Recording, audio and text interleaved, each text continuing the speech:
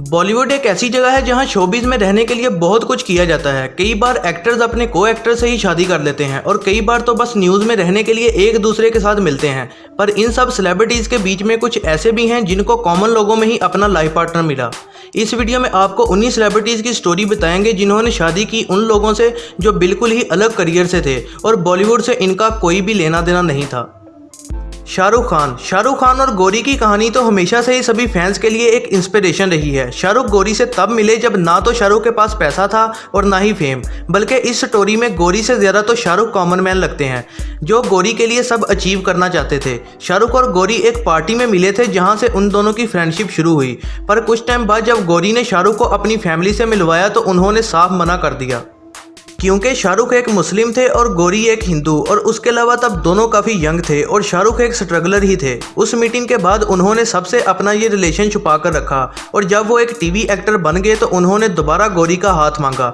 शाहरुख का कहना है कि गौरी से शादी करना उनके लिए बहुत लकी भी साबित हुआ क्योंकि शादी के 1 महीने बाद ही शाहरुख को 5 मूवीज़ के लिए साइन कर दिया गया था। John Abraham. सभी फैंस जानते हैं कि जॉन और बिपाशा को इंडस्ट्री का बेस्ट कपल माना जाता था, लेकिन जब उनका ब्रेकअप हुआ तो जॉन को मीडिया में काफ़ी क्रिटिसाइज किया गया। जॉन की मुलाकात फिर प्रिया से हुई जो कि इन्वेस्टमेंट बैंकर हैं। प्रिया कुछ काम के लिए मुंबई आई हुई थी और अपने फ्रेंड्स की वजह से उनकी मुलाकात जॉन अब्राहम से हुई। जॉन को प्रिया बहुत अच्छी लगी और वहीं से वो प्रिया को लाइक करने लगे। दोनों ने एक दूसरे को डेट करना शुरू किया और 2014 में जॉन ने चुपके से प्रिया से शादी कर ली। जॉन ने अपने इंटरव्यू में कहा था कि जब से मेरी लाइफ में प्रिया आई है तब से मेरी लाइफ काफ़ी सॉर्टेड हो गई है। शाहिद कपूर ने जब मीरा से शादी की थी तब तो किसी को पता भी नहीं था कि शाहिद किसी को डेट भी कर रहे हैं। ये लव स्टोरी काफ़ी इंटरेस्टिंग है। शाहिद कपूर की मीरा से मुलाकात एक पार्टी में हुई थी और मीरा ने शायद उन्हें एक सेलिब्रिटी की तरह ट्रीट नहीं किया और इसी वजह से वो उनके साथ काफ़ी कंफर्टेबल हो गए। कुछ मीटिंग्स के बाद शाहिद को क्लियर हो गया कि मीरा उनके लिए स्पेशल हैं।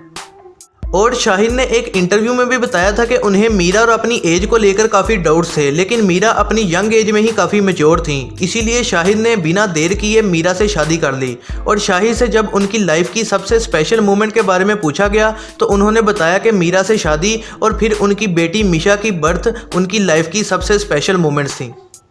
सोहेल खान। अपने एक्टिंग करियर से पहले सोहेल एक डायरेक्टर रह चुके हैं और उनकी पहली डायरेक्टेड मूवी का नाम था प्यार किया तो डरना क्या। इसी साल उनकी मुलाकात सीमा से हुई जो मुंबई में एज अ फैशन डिज़ाइनर काम करने आई थी। सीमा दिल्ली की पंजाबी फैमिली से बिलोंग करती हैं।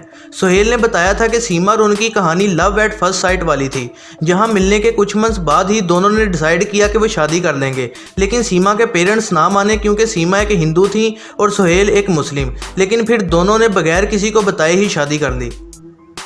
आर माधवन। मूवीज़ में अपना करियर बनाने से पहले माधवन एक पब्लिक स्पीकर थे जो कि पर्सनैलिटी डेवलपमेंट वर्कशॉप लिया करते थे। 1991 में जब वो एक ऐसी ही वर्कशॉप ले रहे थे तो उनमें एक स्टूडेंट थी जिसका नाम था सरिता बिरजे। माधवन की पर्सनैलिटी डेवलपमेंट क्लास लेने की वजह से सरिता अपना एयर होस्टेस बनने का इंटरव्यू क्लियर कर पाई थी और फिर सरिता ने माधवन को थैंक यू कहने के लिए डिनर पर बुलाया और वहीं से वो एक दूसरे को पसंद करने लगे। माधवन ने कहा सरिता उनका फर्स्ट लव थी और मुझे नहीं लगता था कि सरिता मुझ जैसे डार्क कलर वाले से शादी करेंगी।